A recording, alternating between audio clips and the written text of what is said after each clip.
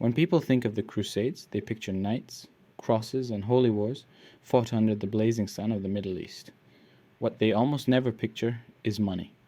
Yet behind every sword raised in the name of God stood contracts, debts, taxes, loans, and some of the most sophisticated financial machinery medieval Europe had ever seen. The Crusades were not only religious campaigns, they were massive economic operations, and without money, they would never have left Europe's shores. A crusade was staggeringly expensive.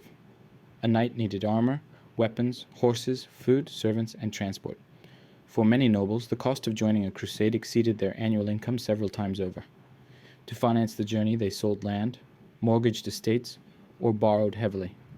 Entire regions saw castles pawned, vineyards liquidated, and titles temporarily transferred just to raise enough silver to reach Jerusalem. The idea of fighting for faith was noble, but faith alone did not pay for ships. Kings played a central role, but royal treasuries were rarely sufficient. Monarchs imposed extraordinary taxes, often with the blessing of the church.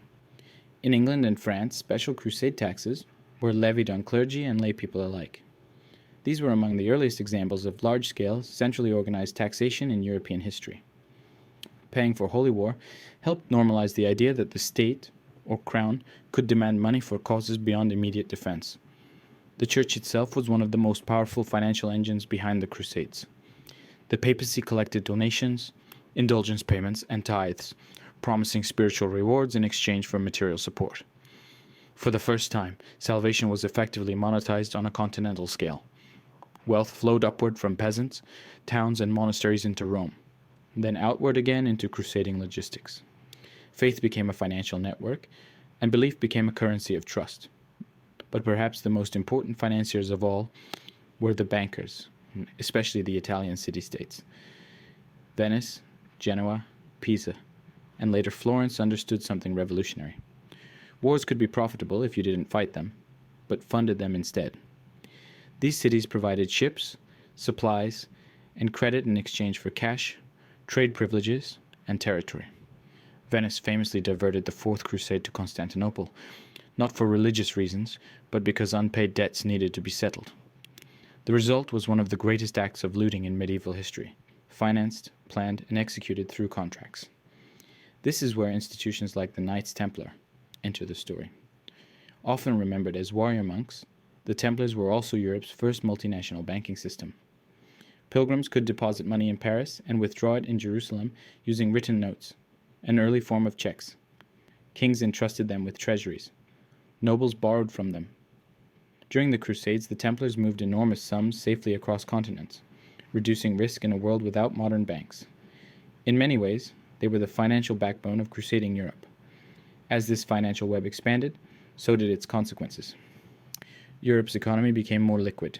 Credit systems matured. Long-distance trade intensified. Insurance, accounting practices, and commercial law advanced rapidly. The Crusades unintentionally accelerated the transition from a feudal economy toward a proto-capitalist one. This is a pattern history repeats again and again. War destroys lives, but it refines systems of money and power. Here on Money Archivist, this is where the story truly matters. The Crusades reveal an uncomfortable truth, that moral narratives often mask economic realities. While sermons spoke of eternal salvation, balance sheets decided who marched and who stayed home. The Holy Land was the stage, but money was the script. By the end of the crusading era, many nobles returned bankrupt. Kingdoms were deeply indebted, and financial power had shifted away from land-owning aristocrats toward merchants and bankers. The sword had not conquered Jerusalem permanently, but money had quietly conquered Europe, and that legacy never disappeared. Modern war finance, public debt, and state taxation all trace their roots back to this moment, when belief and banking became inseparable. The real lesson is not about faith or betrayal, it is about structure. Wars are not paid for by ideals. They are paid for by systems. And once those systems exist, they rarely disappear. The Crusades ended centuries ago, but the financial architecture they created is still with us. History doesn't repeat, but as always, it leaves accounts behind.